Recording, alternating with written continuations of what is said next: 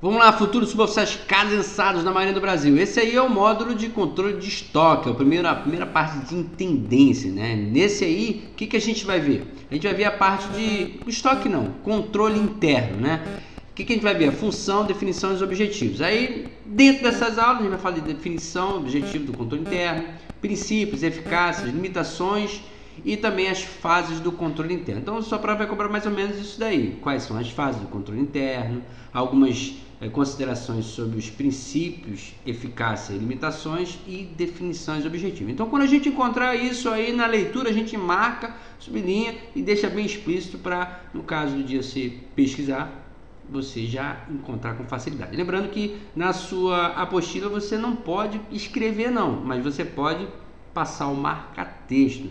E você vai passar o marca-texto onde tiver esses itens. Sempre que você vir objetivo de aprendizagem, você tenha em mente que a prova vai cobrar algo com relação a isso. O restante que tem no entorno é somente para elucidar o entendimento deste conteúdo. Então vamos lá? Aí a tela que a sua apostila apresenta, né? Noções de controle interno. Os objetivos a gente acabou de ver aqui. E aqui efetivamente começa o seu estudo. Primeiro tópico, ele vai falar de função, definição e objetivos.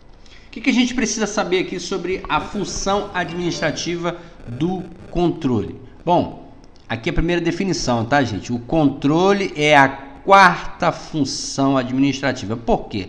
Antes dessa quarta função administrativa, eu tenho planejamento, organização e processo administrativo. Então, leva para a prova que o controle é a quarta função administrativa. Ele depende do planejamento, da organização e da direção para formar o processo administrativo. Planejamento, organização, direção e controle. Mas se você fosse falar de controle, de acordo com a sua bibliografia, como é que deveria ser o seu raciocínio? Bom, a sua bibliografia vai falar que o controle tem uma relação muito íntima com o planejamento, aí novamente aqui, ó, planejamento, com a organização e com a implementação. Para quê? Para que possa permitir a interação de tal maneira que se torne difícil se identificar onde uma função termina e a outra começa. Porque esses conceitos normalmente, aí a sua bibliografia vai falar que são muitas vezes, eles são utilizados concomitantemente. O que é concomitantemente? Ao mesmo tempo, eles não são separados. E ainda vai fazer uma relação com o ciclo PDCA, que a gente já viu no primeiro módulo aqui do Casenso, nos controle de processo. Bom, depois de falar do princípio do PDCA, e aqui eu vou dar uma rememorada, né? PDCA, aí o P é do planejamento, né, onde a gente vai fazer a definição de meta, análise do problema, análise das causas, elaboração dos planos de ação. O D, que é o do, né, é o treinamento, execução dos planos de ação. E o check, que é a verificação dos resultados. E por último, a ação, que chama de action, que é a padronização dos resultados positivos e tratamento dos desvios. Se você está na dúvida, volta lá no primeiro módulo lá do Casenso e dá uma assistidazinha, que isso vai clarear melhor. Continuando. Agora sobre a definição de controle. Isso aqui também é uma coisa importante que pode ser solicitado na sua prova.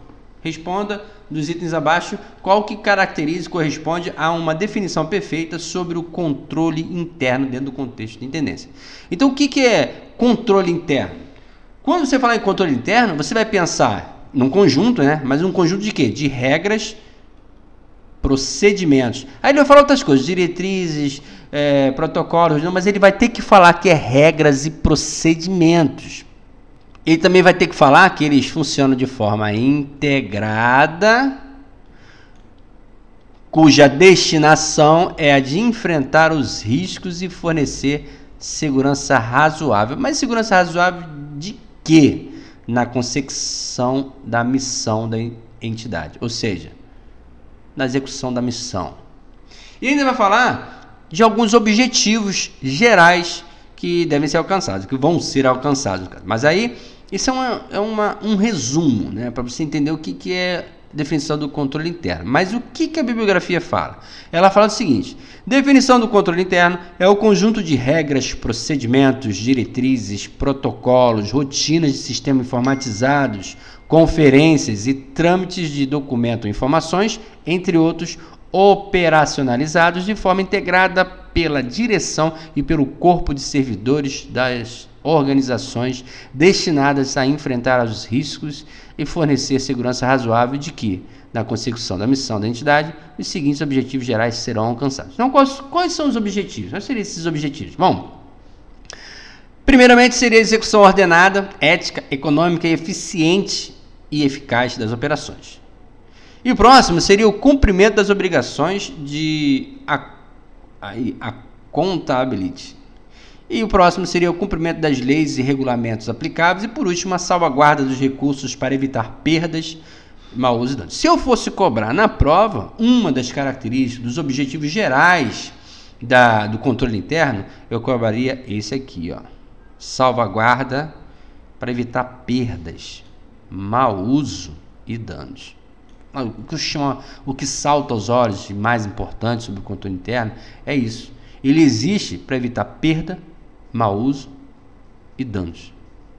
O estabelecimento de controle interno no âmbito da gestão pública visa essencialmente aumentar a probabilidade de que os objetivos e metas estabelecidos sejam alcançados de forma eficaz, eficiente, efetiva e econômica. Gente, para cobrar isso na prova, não tem nada demais, né? O que ele está falando aqui? Ele está falando que o controle interno busca eficiência. Então, o que ele colocar na prova, pedindo para você identificar o que é relacionado ao controle interno, o controle interno ele busca o quê? Olha só, evitar perdas, mau uso e danos. É um dos objetivos. E eu diria, na minha concepção, que isso é um dos objetivos principais. Eu não estou falando de definição, estou falando de objetivo, tá? Então, objetivos e componentes do controle interno. Novamente, ele vai explicitar um pouco mais sobre aquilo que a gente já entendeu. Nós já entendemos qual a finalidade do controle interno.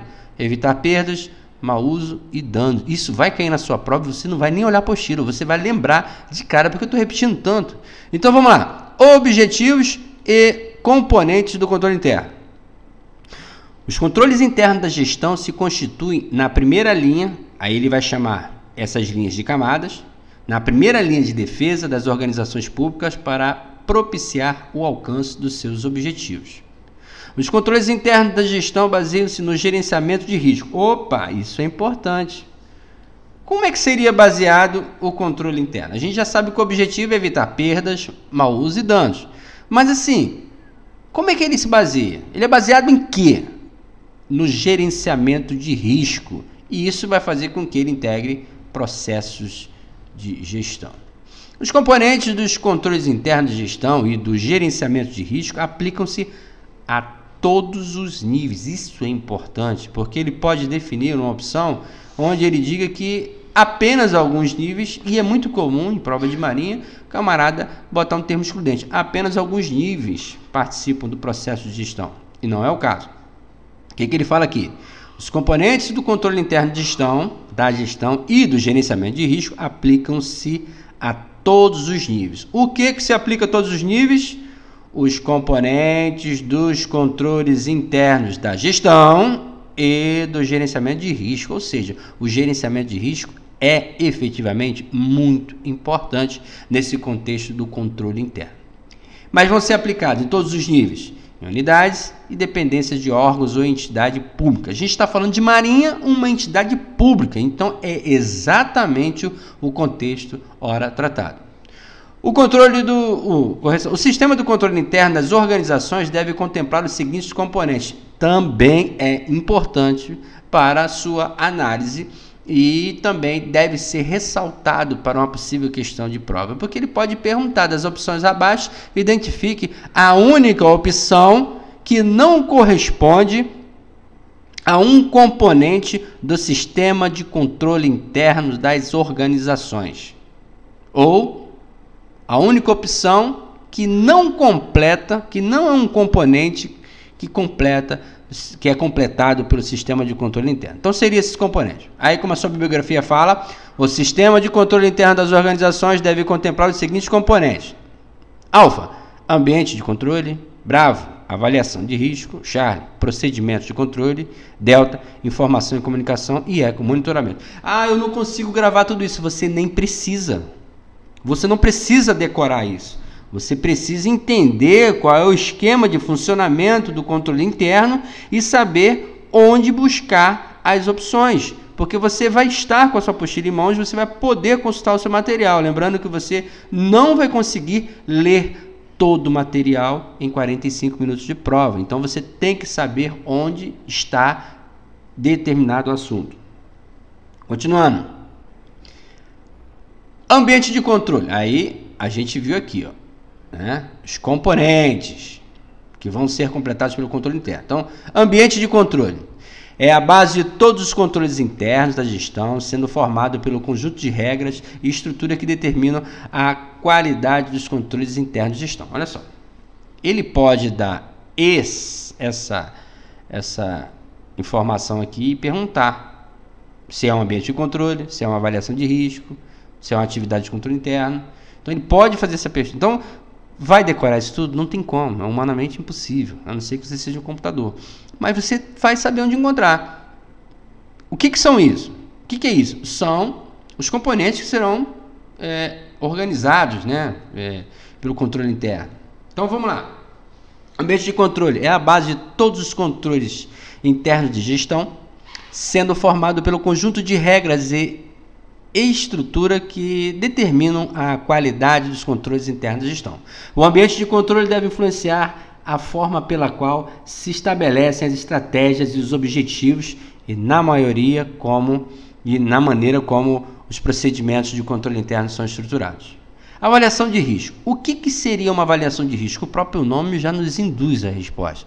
Uma avaliação de risco é um risco que será avaliado, determinado risco. Aí, como a bibliografia vai especificar isso? Ela vai explicitar da seguinte maneira: a avaliação de risco é o processo permanente de identificação e análise dos riscos relevantes que impactam o alcance dos objetivos da organização e determina a resposta apropriada ao risco.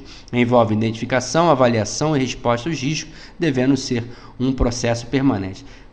Sobre a avaliação de risco, ele negritou impacto ao alcance dos objetivos da organização. Tudo bem. Isso é o maior prejuízo que a avaliação de risco pode encontrar. São os riscos que impactam o alcance dos objetivos. Mas o que eu levaria para a prova, é que ele deve ser um processo permanente. Então, dentro do sistema de controle interno das organizações, os componentes do controle interno, o que deve ser um processo permanente é a avaliação de risco. Por que avaliação de risco? Porque é através dessa avaliação de risco que você vai poder identificar possíveis falhas. Continuando, atividade de controle interno. São atividades materiais e formais como políticas, procedimentos, técnicas e ferramentas implementadas pela gestão para diminuir os riscos e assegurar o alcance de objetivos organizacionais e de políticas públicas. Essa é a página 3.8. Então, atividade de controle de risco. A gente sabe que a avaliação de risco é constante, permanente. Mas a gente vai ter a atividade para quê? Através da avaliação, eu vou conseguir identificar qual a atividade necessária para o controle de risco. E para que eu quero ter essa atividade de controle de risco? Para diminuir os riscos e possibilite que eu consiga alcançar de maneira mais eficiente os objetivos organizacionais e de políticas públicas. Informação e comunicação. É mais um elemento. As informações produzidas pelo órgão e entidade devem ser apropriadas, tempestivas, atuais, precisas e acessíveis, devendo ser identificadas, armazenadas e comunicadas de forma que, em determinado prazo, permitam que os funcionários e servidores cumpram suas responsabilidades, inclusive a de execução dos procedimentos de controle interno. Nada demais, tá? Nada demais aqui.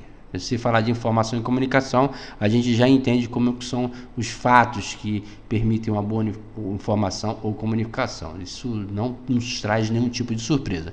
Monitoramento, o nome já se explica, né? Mas como a bibliografia traz, é obtido por meio de revisões específicas ou monitoramento, independente ou não, realizado sobre todos os demais componentes de controle interno, com o fim de aferir sua eficácia, eficiência, efetividade, economicidade, excelência ou execução na implementação dos seus componentes e corrigir, tempestivamente, as deficiências do controle interno.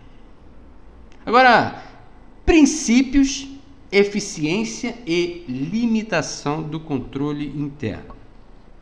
Princípios do controle interno. Os controles internos de gestão do órgão ou entidade devem ser desenhados e implementados em consonância com os seguintes princípios. Em consonância é de acordo com. Eu não sei por que utilizam tantas palavras complicadas. Podia ser muito mais simples. De acordo, né? Tem que estar de acordo com o controle interno. Quais são esses tópicos? Esses princípios? O princípio da aderência à integridade e aos valores éticos, ou seja, ética, valores éticos. O princípio da competência da alta administração em exercer a supervisão do desenvolvimento e do desempenho dos controles internos de gestão. Gente, enumerar isso tudo aqui, eu vou ler para você que não tem tempo de ler e está ouvindo o áudio, mas não há necessidade. O que há necessidade de você saber aqui para a prova é que aqui encontra-se os princípios, eficácia, limitações do controle interno. É disso que a gente está falando. E dentro desse tópico, a gente está falando de princípios do controle interno. Então, se cair na sua prova alguma coisa relacionada a princípios de controle interno, você sabe que vai ter uma página inteirinha onde estão todos os princípios do controle interno. Aí eu vou ler para vocês aqui, porque caso você esteja dirigindo, não vai poder ler, eu estou lendo que você já vai mentalizando alguma coisa. Então, 1. Aderência à integridade e a valores éticos. 2. Competência da alta administração a exercer a supervisão do desenvolvimento e do desempenho dos controles internos da gestão. 3. Coerência e harmonização da estrutura de competências e responsabilidades dos diversos níveis de gestão do órgão ou entidade. 4. Compromisso da alta administração em atrair, desenvolver, reter pessoas com competências técnicas em alinhamento com os objetivos da organização. 5.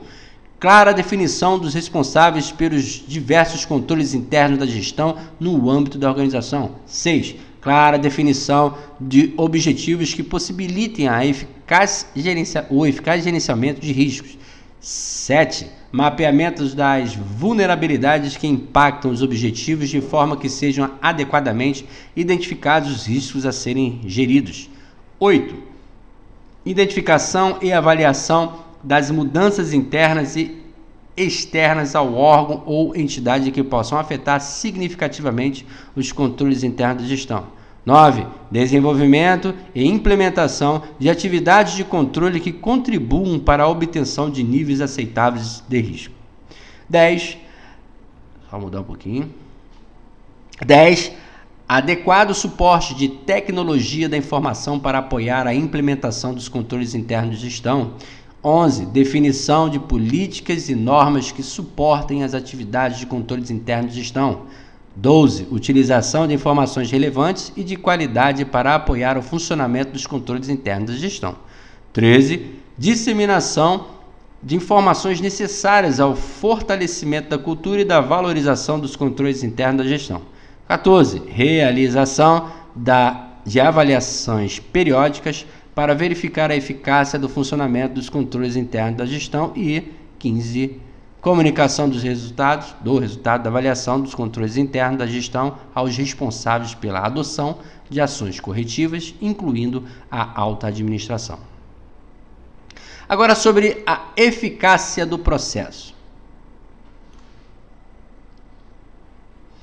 Controle interno sobre o enfoque contábil compreende o conjunto de recursos, métodos, procedimentos e processos adotados pela entidade do setor público com a finalidade de. Aí a gente já está vendo o viés do controle interno sobre o enfoque contábil. E ele está dizendo aí que ele compreende o enfoque contábil do controle interno, compreende conjunto de recursos, métodos, procedimentos e processos adotados pela entidade. E essa entidade a gente sabe, é do setor público, a gente está falando da Marinha, tá? E tudo isso, esse enfoque contábil tem uma finalidade, tem uma não, tem 6 finalidades. Quais seriam essas finalidades? Vai decorar tudo? Não dá. Mas eu vou ler para você aquele velho esquema. Está em possibilidade de ler, vai ouvir, vai aproveitar esse momento. Então são eles, olha só, as finalidades que possuem enfoque contábil. Alfa, salvaguardar os ativos e assegurar a veracidade dos componentes patrimoniais. O que é componente patrimonial? É todo o patrimônio da instituição. Então, salvaguardar os ativos, ou seja, aquilo que está efetivamente em uso, e assegurar a veracidade dos componentes. Por exemplo, se eu adquirir um microfone, esse microfone tem que existir no lugar que ele consta como existente.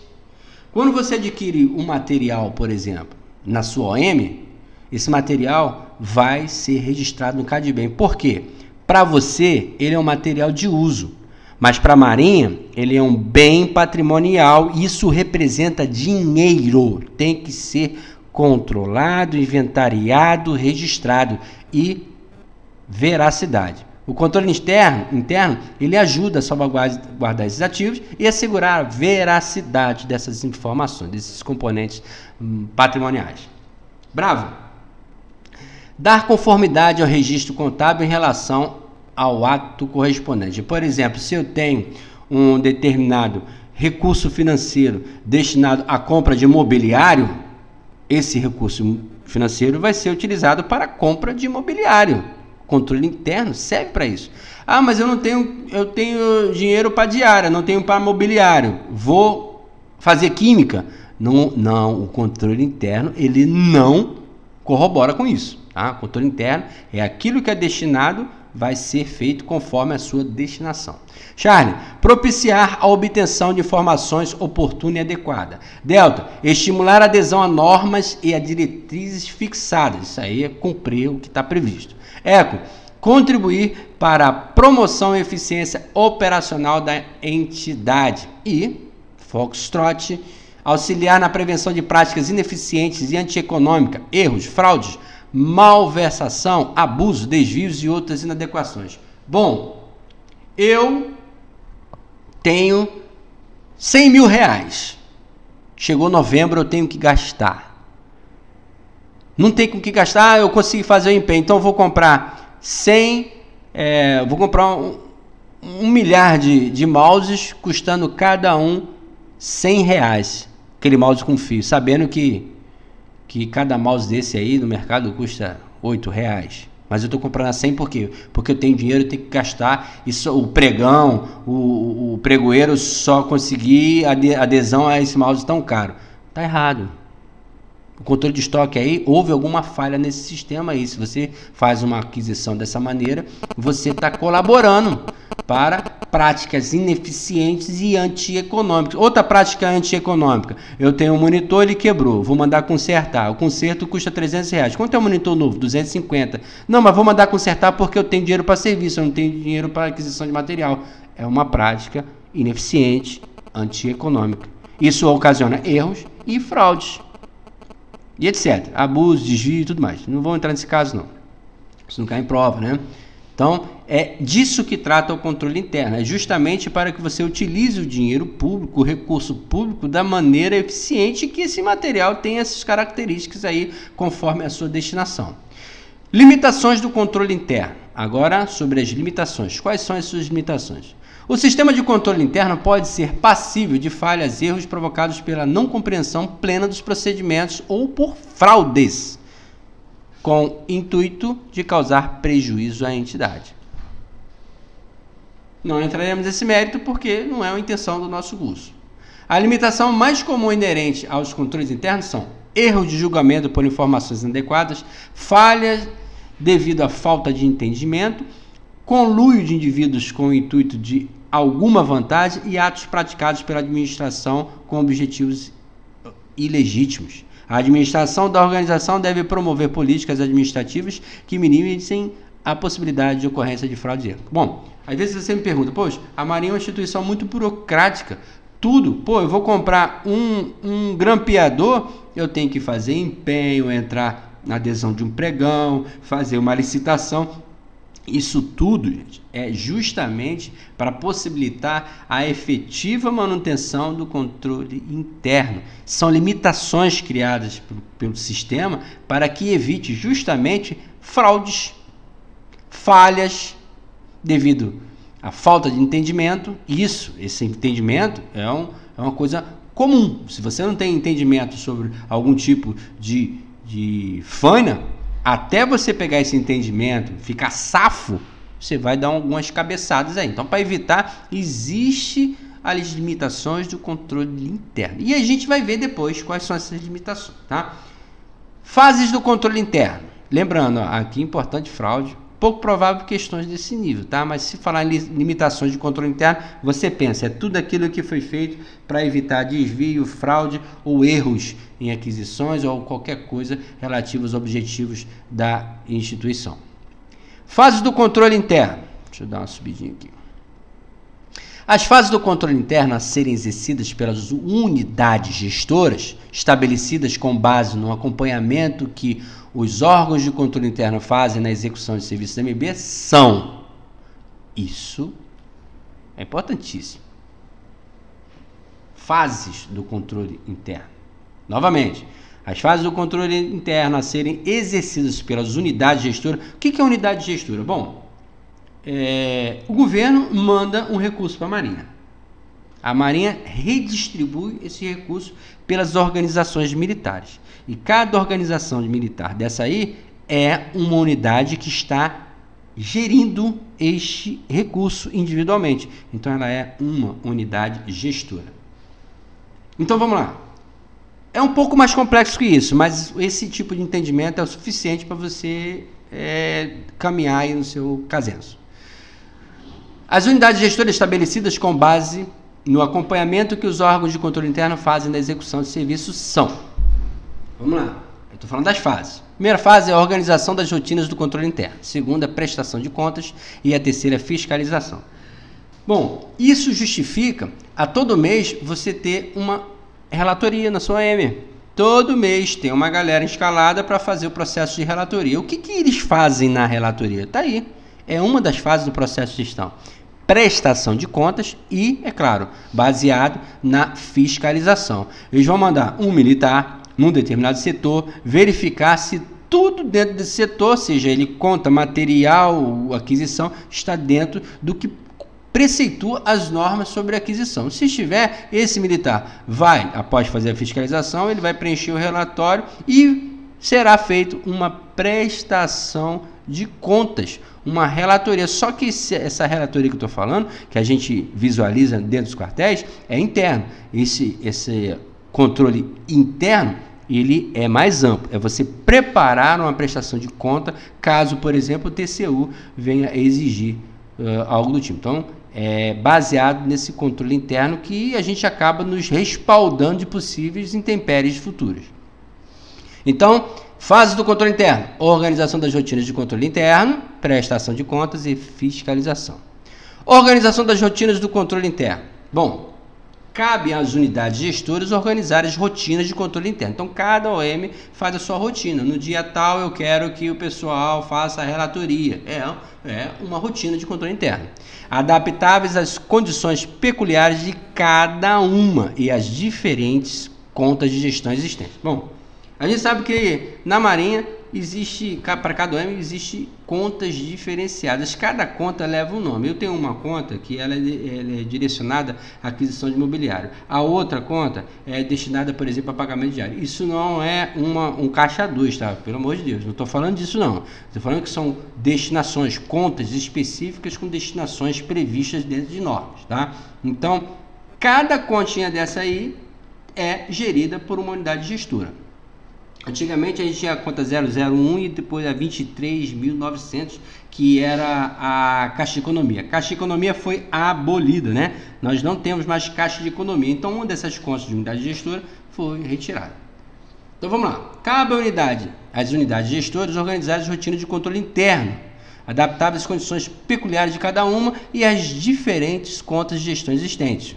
Acabamos de falar sobre contas de gestão existentes, que permitam uma avaliação e uma fiscalização efetiva, no sentido de assegurar a regularidade da guarda e aplicação dos numerários valores e outros bens sob responsabilidade da unidade gestora. Olha só, não se engane. Se a sua OM receber um dinheiro, esse dinheiro ele tem que estar explícito, visível para os órgãos de fiscalização. Por exemplo, no nosso caso, TCU.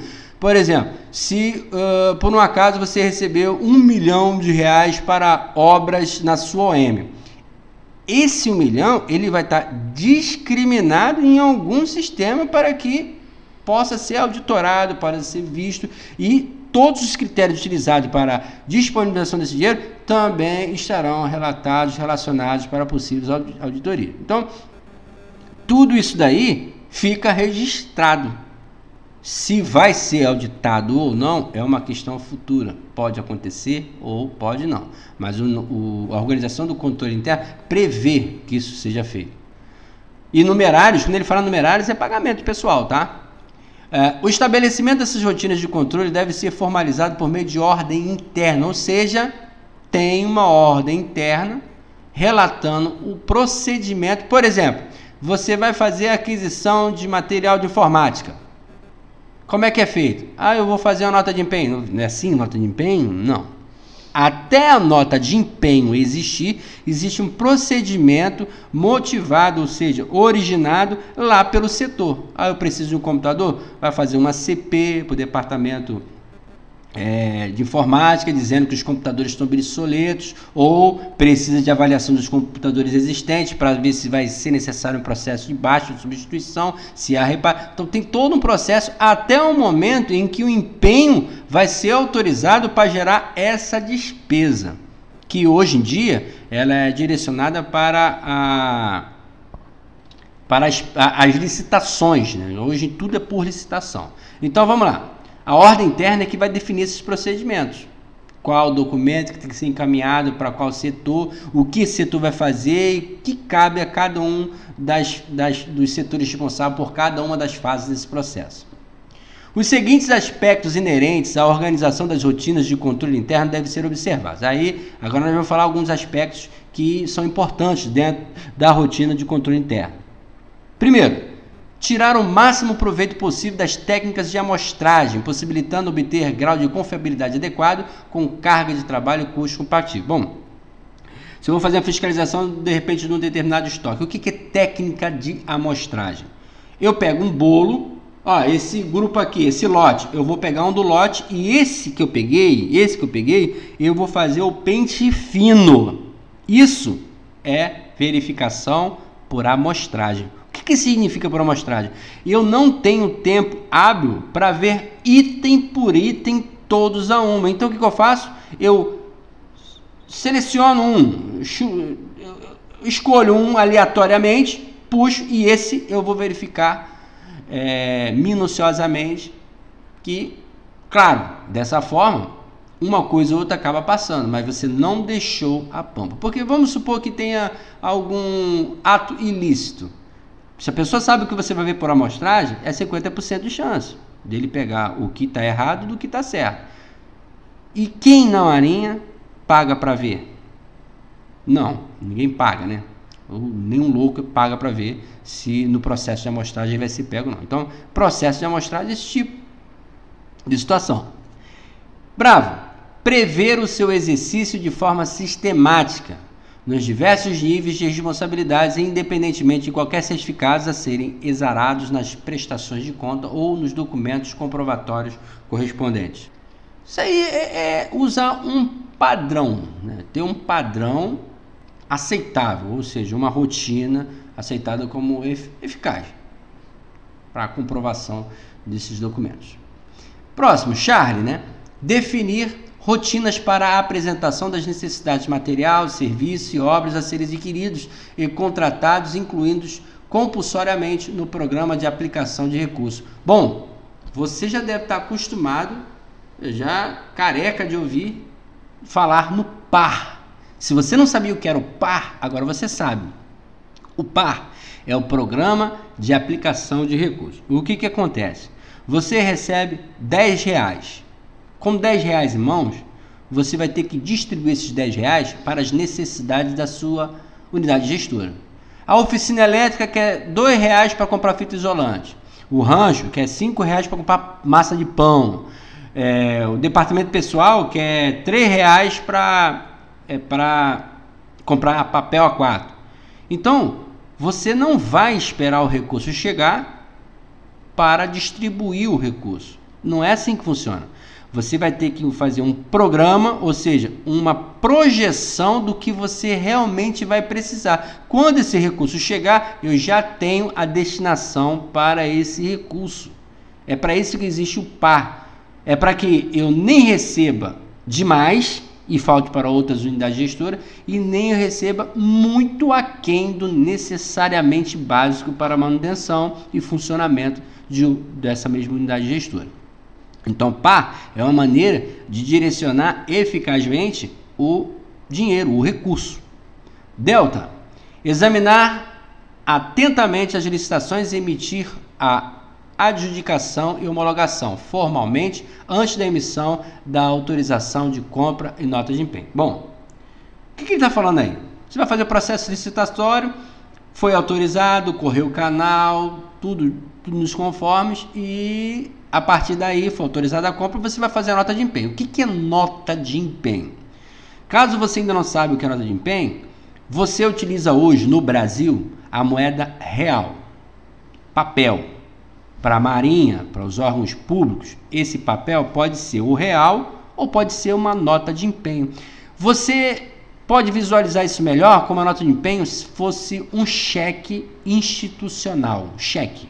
É um cheque. É um papel onde a autoridade da unidade gestora assina, o agente fiscal assina dizendo que está autorizando essa despesa, ou seja, já está separando esse recurso para comprar aquilo que está especificado nesse cheque, nessa nota de empenho. Aí na nota de empenho vai ter as informações da empresa, só ela pode receber, vai ser depositado na conta dela. É uma transação bancária, né, que vai gerar uma ordem bancária, e isso aí não entra no nosso contexto aí de conhecimento de inteligência não. Basta saber o que nota de empenho é dinheiro, é a maneira pela qual você vai pagar a empresa. E para a empresa receber essa nota de empenho, ele tem que estar cadastrado lá no CEAF, né? Que é transação bancária, então ele vai ter que estar cadastrado, e só pode estar cadastrado as empresas que estão regulares, né? As irregulares não podem receber por meio de empenho. Qual o problema do empenho? Normalmente o empenho ele demora um pouquinho a cair na conta da empresa, porque primeiro a empresa fornece o material. Esse material vai ser certificado, vai correr o canal internamente da unidade gestora, depois sim, tudo certinho, vai ser depositado dinheiro por meio de ordem bancária. Então o empenho é o seguinte, é a garantia de que aquele dinheiro foi separado para o pagamento dessa despesa, ou seja, esse dinheiro não pode ser utilizado porque ele tem destino, é daquela empresa. Próximo. Definir rotinas para recebimento de material e para aceitação de serviços e obras, não apenas para cumprir uma das fases dessa despesa, mas principalmente para permitir que a Marinha não seja lesada. O que acontece? Qual o procedimento, por exemplo, de aquisição de um material? Você compra um computador, novamente o exemplo do computador. Você compra um computador. Fez a nota de empenho, processo licitatório, foi lá e buscou material, certificou o material e a empresa chegou lá no portão principal para te entregar esse material. Aí você, que originou essa despesa, o seu setor, o material é para mim, vai lá no portão principal e pega esse material, coloca o gabinete na sua mesa e começa a utilizar esse material. Está errado, não é assim que funciona. Por quê? Você fez a aquisição, ok. O material foi comprado, ok. Mas o que marca? Marca esse material ser inspecionado e verificado se ele está em conformidade com os itens descritos lá na nota de empenho. Por quê? A nota de empenho está dizendo que você comprou um material com as seguintes especificações e por isso ele custou aquele valor. Porque se tiver um item fora da especificação, ele não vale mais aquele valor e você está incidindo num problema fiscal. Então, quando você pega aquele material e não passa, por exemplo, pelo fiel de material, que vai inclusive transformar essa informação que ora é empenho, nota fiscal, em patrimônio da União, porque ele vai colocar um número patrimonial e quando você observar lá no CIAF, vai estar a sua OM tem em caixa, em patrimônio material, R$1 milhão. Aí o fiel de material, todo mês ele tem que comprovar esses 1 milhão de materiais. Sabe como que ele comprova? Ele pega o extrato do SISMAT, que é o Sistema de Material e Registro de Material da Marinha. Ele vai pegar aquele SISMAT, no final tem um valor, o somatório do valor de cada um daqueles itens, até do grampeador que você comprou, e tem que bater. Aquele valor final do SISMAT, ele tem que bater com o valor que a União dispensou, ou seja, ofereceu, dispensar no sentido de direcionar para você. Se 1 centavo sequer não estiver batendo, já é passível de auditoria. Então, isso, assim, essa parte de gestão é bem séria. À medida em que a gente vê o recurso chegar ao material, às vezes você chega, pô, o computador está lá na intendência e por que não veio para cá? Já está a bordo, por que não veio para cá? Porque existe ainda algumas fases do processo de fiscalização, de execução fiscal a serem adotadas antes que ele efetivamente seja destinadas ao seu setor. Então vamos lá, continuando, ECO, definir rotinas, e isso incide no ECO aí, que é definir as rotinas. Qual que é a rotina?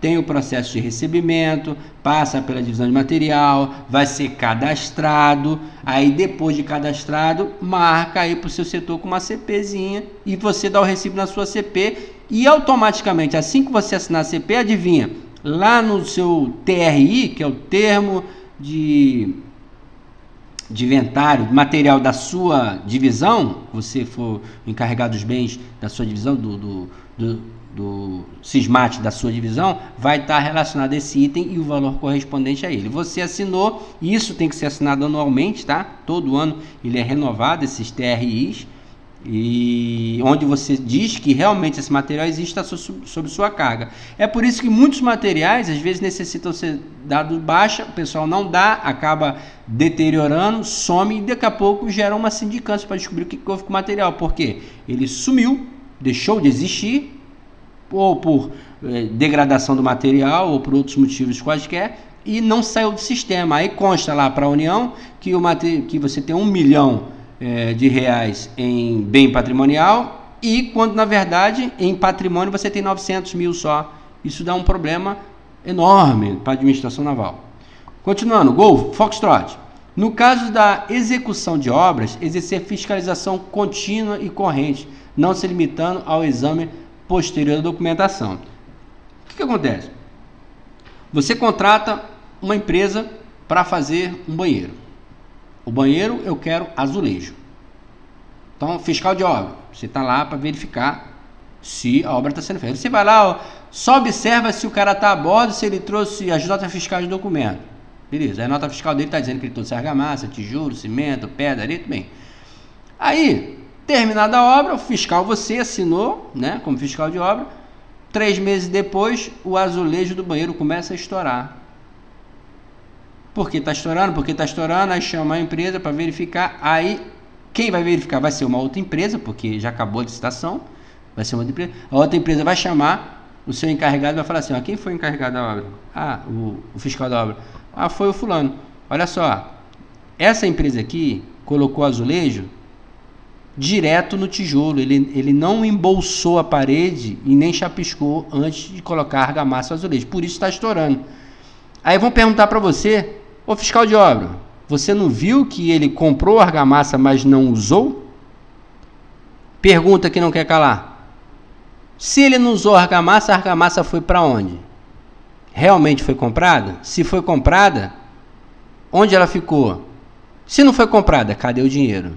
Então, é um pouquinho mais sério do que se imagina. Então, tem que exercer a fiscalização sobre os atos administrativos dos quais os documentos são meramente registros. Ou seja, você tem que estar lá, em loco, ver, pegar o que está no documento e conferir se efetivamente ele condiz com a realidade.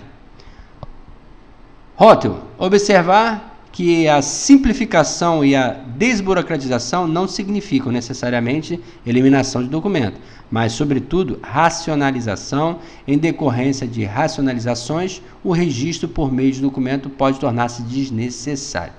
Aí a questão burocrática. Não, às vezes é necessário, por exemplo, eu tenho um computador muito antigo, velho, um caixote, e ele tem que ser dado baixa porque não funciona há mais de 10 anos, a OEM está lá e ninguém consegue dar baixa.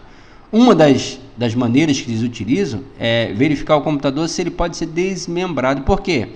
Porque existem valores pelos quais você não pode dar baixa.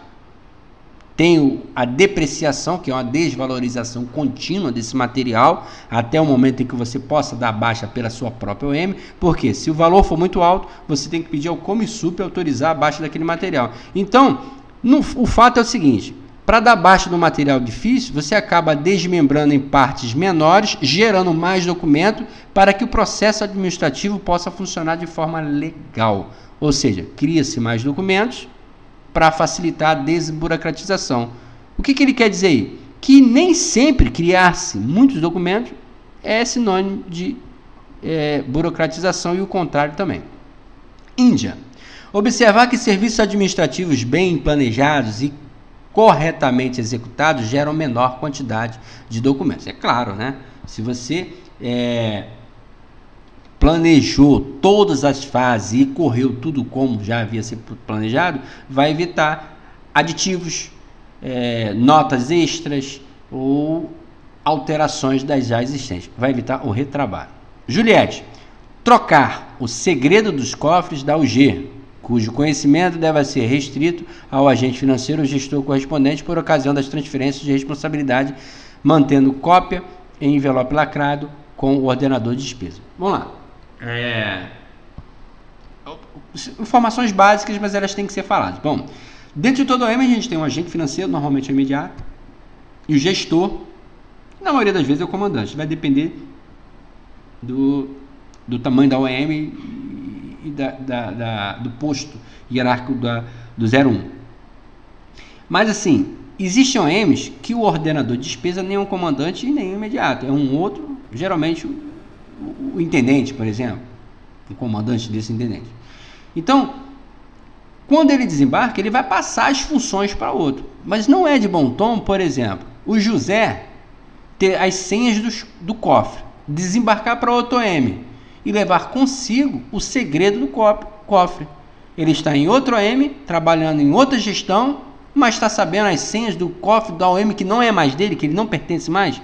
Eu sei que tudo é marinha, mas já imaginou se esse cofre teve, no período de 10 anos, 50 encarregados? São 50 militares contendo a informação do segredo do cofre da unidade gestora. Então, toda vez que trocar o gestor, vai ter que se fazer um novo segredo para os cofres. E assim, eu digo todos os cofres mesmo. E, enquanto procedimento, ele manda deixar o segredo desse cofre com um envelope lacrado, claro, lacrado, com o ordenador de despesa. Não é dar a informação para o ordenador de despesa, é dar o envelope com a informação, só que de maneira lacrada ao ordenador de despesa. Quilo: observar sempre que possível o princípio da segregação das funções. Por quê? O que acontece? Vamos supor que eu sou um militar de uma capitania dessas aí e eu sou responsável por fazer a habilitação de amadores, por exemplo. Aí, a minha senha permite que eu registre, que eu lance, que eu faça a ascensão de categoria e que eu imprima, e ainda permite que eu faça o registro da saída do documento. Ou seja, ninguém me fiscaliza. Eu posso fazer o que eu quiser. E se eu fizer cagada? Legal ou cagada ilegal também? Então, quando ele fala em segregação das funções, significa, olha só, o militar só pode fazer até esse ponto. Desse ponto em diante, vai ser um outro militar que, inclusive, ele vai ser responsável também por verificar se a etapa anterior do outro militar está feita de acordo. Como é que funciona nas habilitações dessas capitanias? O militar, ele fica no atendimento ao público, ele tem a senha do registro de protocolo, da entrada do expediente. Esse expediente vai ser levado para o setor de habilitação. O camarada que recebe no setor de habilitação, ele vai ter outra senha que faz o registro, a alteração do registro no sistema. E só, porque na hora de imprimir a habilitação, na hora de aprovar, por exemplo, no caso de prova, vai ser um outro militar de graduação superior, geralmente é o encarregado de segurança do tráfego aquaviário. Então, isso mantém a lisura do processo. Várias etapas segregadas na questão de fiscalização. Então, segregação dos processos de forma que a mesma pessoa não seja indicada para o exercício de duas ou mais funções que, por sua natureza, exijam fiscalização entre elas ou se contemplem. E Lima, por último, definir claramente a atribuição de responsabilidade de forma que cada militar ou servidor conheça suas obrigações e por elas responda. Para evitar isso aí, esse Lima aí, é para evitar o tal do eu não sabia, ninguém me avisou, não tem ordem, serviço nenhum me designando. Então, atribuição de responsabilidade de forma clara, definida. Prestação de contas. Já está acabando já, gente. Prestação de contas.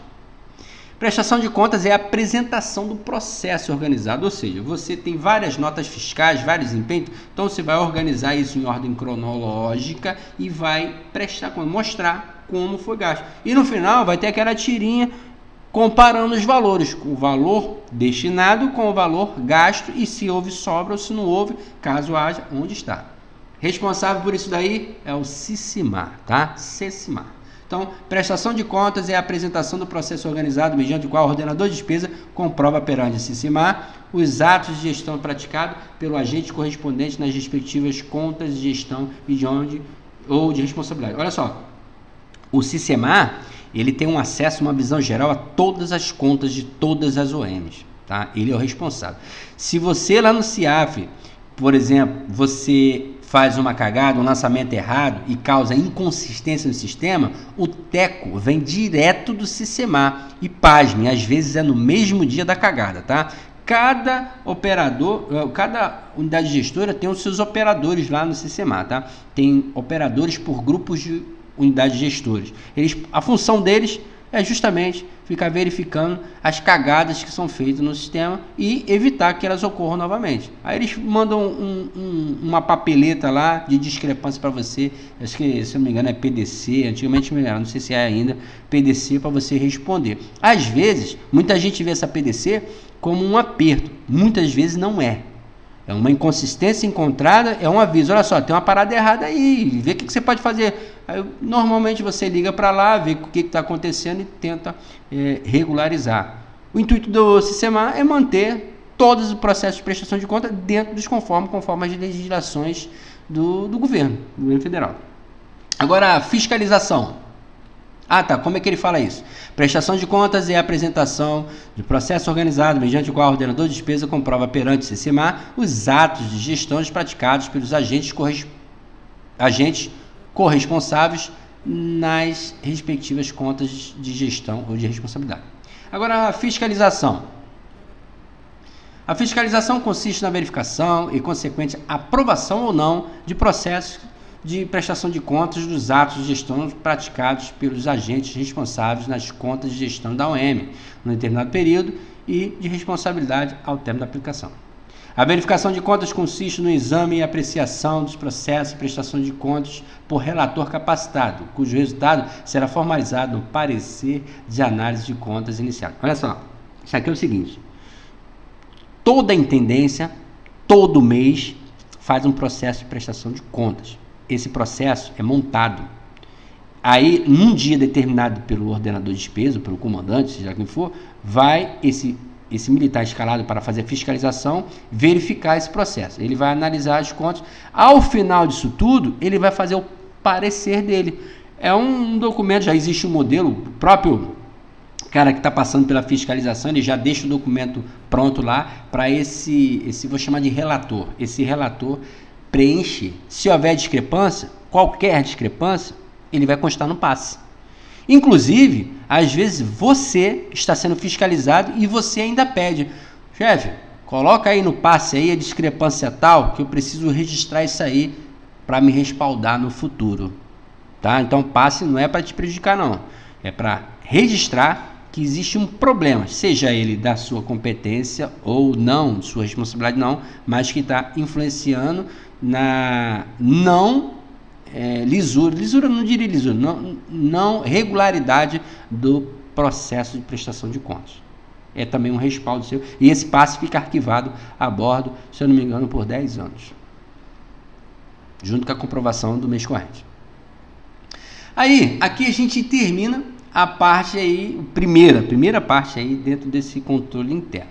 Ao final desse módulo, você vai encontrar aqui algumas atividades aí, questionário aí para verificação do seu conhecimento. Não vou fazer isso aqui, em um outro momento mais oportuno, próximo à prova, a gente vai fazer a correção disso aí online, tá? E veja bem, já tem até gabarito, tá? Recado final, a aula de hoje nós vimos a função, a definição, o objetivo do controle interno, além de entender os princípios, eficácia, limitações e conhecer as suas fases que irão auxiliar a organização e alcançar seus objetivos. Bons estudos, até a próxima aula. Muito obrigado, até o próximo vídeo.